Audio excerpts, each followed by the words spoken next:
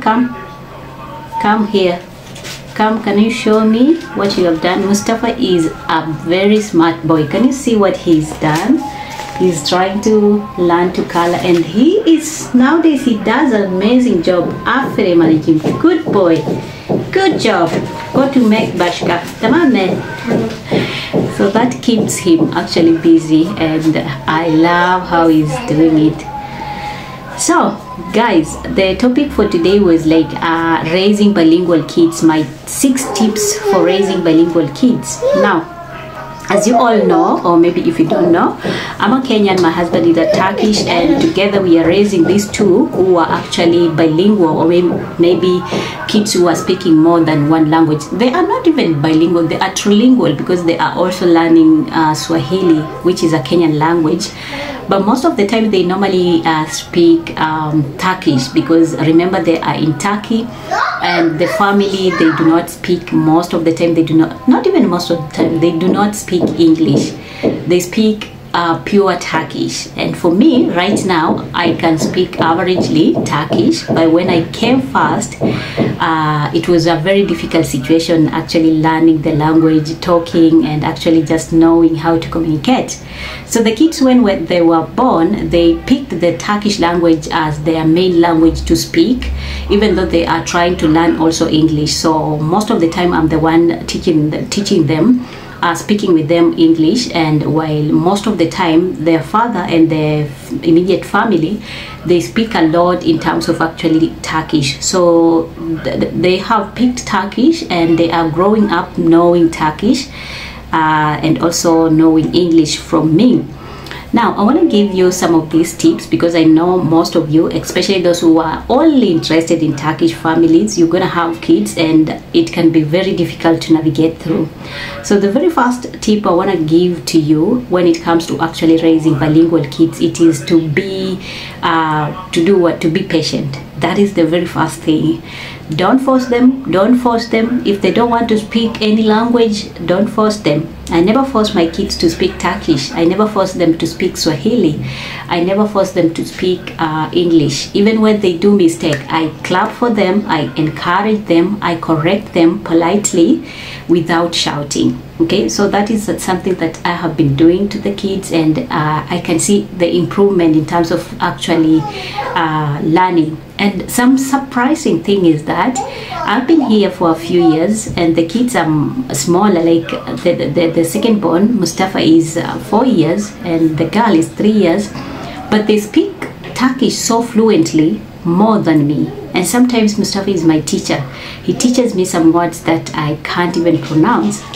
The other day, my little girl was watching the television, just close to the television, and you know, it normally affects their eyes. So I wanted to tell the girl, stop watching the TV so closely, and I spoke in Turkish, but broken Turkish. So what I said, Anneciğim means like my mother, just the name that they normally call here people, little kids, affection name. So I told my little girl, Anneciğim, ya kinda yapma, ya kinda yapma. But Mustafa came and then corrected me.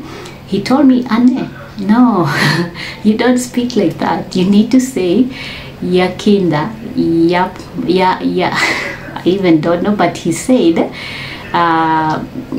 bakma, yakinda bakma. And I was like, really? Did he just teach me some Turkish? You see, even right now I cannot say it well. I normally confuse the language, the terms, but Mustafa already knows everything, and he's teaching me to pronounce these words. Another point to actually, when you are raising bilingual kids, is for you to make sure that you are actually practicing a lot of time with them, even when they don't want to actually learn the certain language you want them to learn. Try as much as possible to engage with them, have fun with them, make some maybe activity stuff for them. You have seen me most of the time doing these things with my kids, and sometimes I look like crazy. But it's not crazy. I'm trying to actually incorporate them, like to let them know this is how it is done, this is how we speak, this is how we talk, this is how we do it, you know. So try to make sure that you're putting into practice what you are teaching them in that language. And also something that I have found it so useful, it is in terms of actually when it comes to culture, like, you know, we have a different culture compared to Turkish culture. So you must make sure that you are actually teaching them in terms of even the food. Sometimes my little boy loves mandazi. Mandazi is a Kenyan snack. They don't love ugali. I was hoping they're gonna be my supporters in terms of eating ugali. So I'm the only one eating ugali. And Kenyan food, like they are not into much into Kenyan food as I was thinking. Maybe because they stay a lot of time with the Turks, or maybe in Turkey, that's why they have actually taken, like, the food I normally make, it is most of the time it is Turkish food. My husband doesn't like also Kenyan food most of the time, unless if it is a simple snack, maybe like mandazi, like chapati. But ugali, he's not into that. So I'm trying, as much as I'm teaching them some languages, the Kenyan language, the English language, I'm also trying to be practical. When I'm cooking, I tell them this is how we call it in Kenya, this is how we say it in English. And right now they can also even ask me, what do we call this? If it is a glass, they want to know. They tell me in Turkish and they ask me, what is this in English? So I have to translate for them, tell them how it is pronounced and the use of that thing they are asking for. You know, so I'm trying to balance these cultures because we are different, they are different. The way they are growing up is not the same way I was brought up, or maybe the same way I grew up, you know. So finding a balance is something also I have to emphasize. Just balance both languages and also both cultures, okay? Because if you don't, they're gonna actually grow up without knowing their roots, okay? Their paternal roots, in maybe not parental roots. I don't know if I'm saying the right way. You can hear he's shouting stuff. So make sure that you are finding a balance that will work for you. If you want them to learn maybe your languages, try as much as possible to find balance how you're gonna actually incorporate this language to the language they are speaking. So they love speaking Turkish, which is something also good, because I know at the end of the day they're gonna grow up here, inshallah.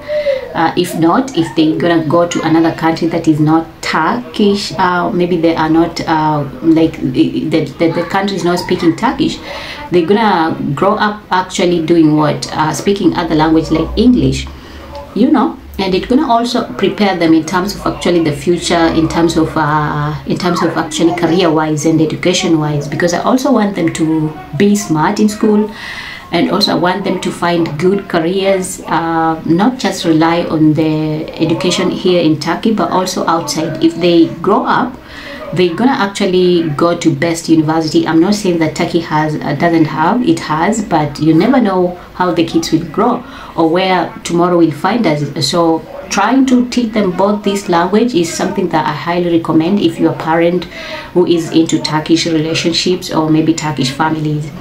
Now, something I find so valuable and also çok güzel. Yaptın mı? O ne?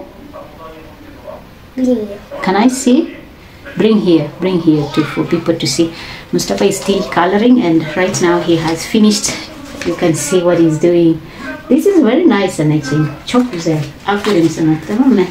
Go to finish, then I will come to see. Okay? Continue coloring. I'm gonna come to help you and teach you, okay? Okay. I love you. Bye. Love it too. So, one thing that I find is so useful, it is in terms when you have someone who is supportive, partner who is supportive, or family members who are supportive. My family members are supportive in terms in a way that they want them to learn another language. It's not that they are limiting me to only learn Turkish, even though they love when the kids speak their language. But again, they still encourage me to teach them English, because when they travel to go to Kenya, maybe to other countries, they're going to use that language to navigate through. So it is very important to find, or maybe for your family members, the people that are like the people that you have to support you so that they can speak that language and actually like encourage you for the kids to speak that same language.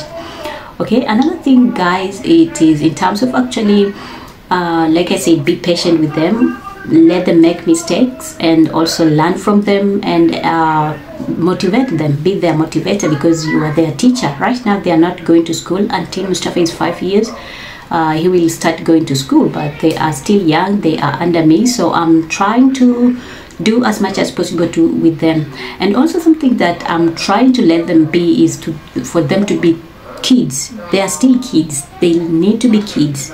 I'm not teaching them high things, mathematics and science and biology and stuff like that, because they're still kids. Their brains can't actually understand everything. Okay, so learning is a process, and also I'm just trying to let them learn kids things, cartoons, watching TV with the Turkish movies and stuff like that. Okay, and also watching some of the YouTubers who have kids who are speaking Turkish, and enjoying each step, and also incorporating with the language, English language, like they love Cocomelon and stuff like that, and other YouTubers or content creators who have kids, and they are learning. They are still kids, so I'm not forcing them to grow up, which is something good as a parent. Okay, now raising bilingual kids or trilingual kids, it is a journey that is beautiful and also encouraging, and also it motivates you to learn the language. For instance, for me, if it was not for my kids, I could not be knowing most of the words, and they have been so supportive to want me to learn, like I said, learn the language. So it has helped me a lot.